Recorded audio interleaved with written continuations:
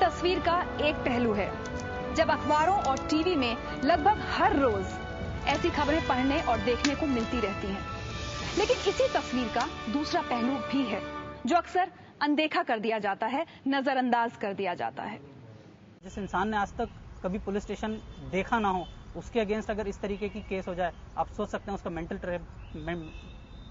Mental अवस्था क्या रही होगी। लड़की उसके लिए तो बड़ा आसान है। मिनट में उसने तो बोल दिया कि हाँ दहेज मांगते थे, मारते थे, पीटते थे। जवाब देना जितना मुश्किल है वो हमें मालूम है। वर्बल अब्यूज मेरा हुआ, इकोनॉमिकल अब्यूज मेरा हुआ, इमोशनल अब्यूज मेरा हुआ, केस मेरा ऊपर पड़ते हैं। और यही सिचुएशन में जब मेरा दिमाग में आते हैं एक ही चीज, why I am living as a man, should I end my life. ये कहानी न जाने कितने आदमियों की है, लेकिन आज जिंदगी लाइव में हम इस बात पर बहस नहीं कर रहे हैं कि ये लोग सही हैं या गलत।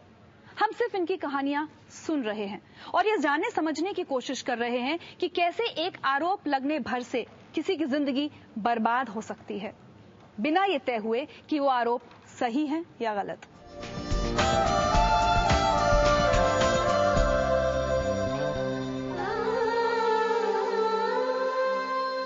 जिस मां ने पुलिस स्टेशन तक नहीं देखा था, उसे 10 दिन जेल में बिताने पड़े। पिता 23 दिन जेल में रहे और 16 महीनों से नौकरी से सस्पेंड हैं। छोटा भाई जो पेशे से डॉक्टर है, उसने भी 16 दिन जेल में गुजारे। आज हालत यह है कि संदीप का भरा पूरा परिवार पूरी तरह से टूट चुका है।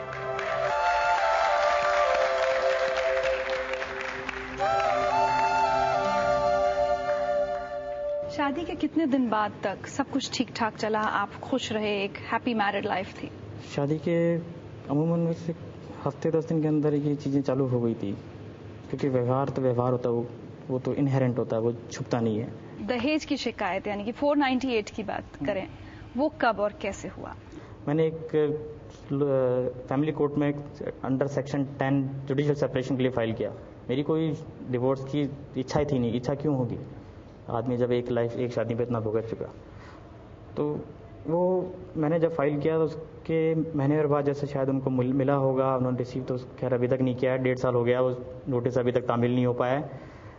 बट उसके रेप्लिकेशन में उन्होंने शायद 23 जून को उन्होंने जुलाई को उन्होंने FIR फाइल की। सेम डे उन्होंने मेरे फादर, मदर और ब्रदर को अरेस्ट कर लिया। आई थिंक जहाँ तक मुझे खबर लगी 1 घंटे के अंदर। उसके बाद जब मेरे पेरेंट्स जेल की पुलिस कस्टडी में चले गए, उनकी बेल नहीं हो पाई। मेरे ब्रदर को अरेस्ट किया गया जो कि 7 साल तक MBBS करने के लिए आउट ऑफ इंडिया था। माता पिता को जेल जाते देखना, भाई जिसको आपने कहा कि वो आपकी शादी में भी नहीं था, आज भी वो वक्त याद आता है, परेशान करता है, सताता है? काफी कई बार नींद नहीं आ पाती याद करते हुए कि मेरे कारण मेरे परिवार को इतना भुगतना पड़ा जिनका कोई दोष नहीं था। आपके फादर ने आज आपके लिए एक मैसेज भेजा है। फैंटास्टिक।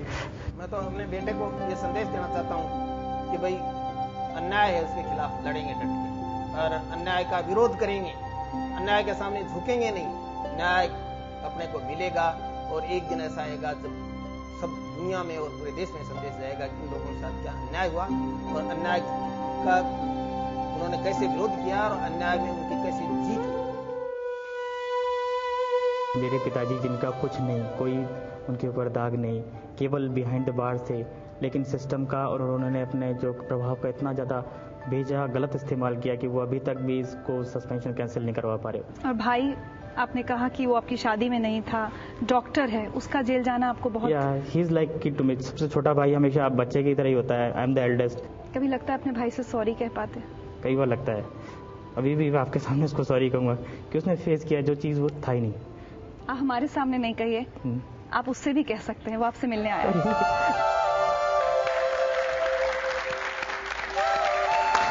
कोई और भी है जो आया है?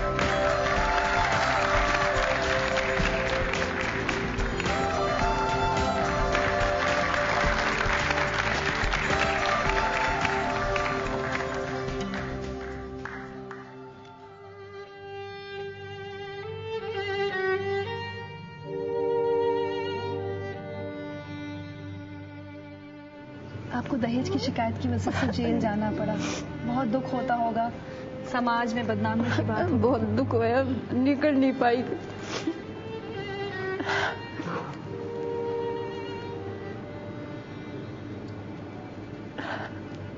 क्या बीत रहा था उस वक्त, क्या चल रहा था दिमाग में? मैंने कभी सपने में मैं भी नहीं सोचा था कि मुझे कभी जेल की हवा खानी पड़ेगी, कभी मुझे यहाँ पर सेल में जाना पड़ेगा, थाने में जाना पड़ेगा, कोर्ट कचहरी के चक्कर लगाने पड़ेंगे।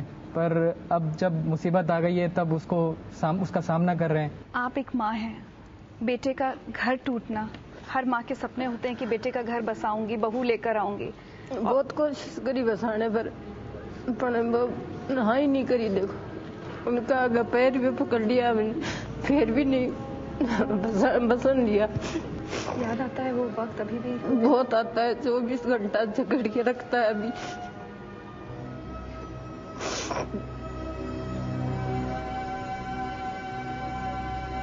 आप म्यूनिसिपल कमिश्नर, इज्जत होती है, रुतबा होता है, 4 लोग दुआ सलाम करने आते हैं, और उसके बाद एक शिकायत होना आपके खिलाफ, नौकरी से सस्पेंड होना, जेल जाना, सब खत्म हो गया लगता है। पुलिस वाले किसी के साथ क्या कर सकते हैं इसका उदाहरण आप देखिए। मुकदमा दर्ज बाद में होता है, हमको पहले उठा के ले गए। मूल आदमी जो लड़का होता है, जिससे लड़का लड़की का सवाल है, वो तो खुद है नहीं, और हमको ले गए, हमको ले जाके बैठाए रखा 8 घंटे तक थाने में। उसके बाद हमको हालात में बंद कर दिया, हम तीनों को।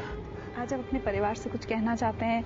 ये लोग इतनी दूर से, जयपुर से, सिर्फ आपका सहारा बनने यहाँ पर आए हैं। परेशान होने की जरूरत नहीं, मैं लड़के दिखाऊंगा, मैं जीत के दिखाऊंगा। कम से कम आज मेरी जिंदगी इंप्रूव नहीं हो सकती, लेकिन मैं ऐसा उदाहरण पेश करूंगा कि हिंदुस्तान में 10,000 जिंदगियां बच सके। आप कुछ कहना चाहती हैं अपने बेटे से? नहीं, मेरे बेटे से बस यही कहना चाहती हूँ, बस इनका बस अब एकदम से खुशी से रो, अच्छी तरह से रो। इनकी इच्छा पूरी बस यह है, मेरे तो कुछ सब कुछ टूट गया।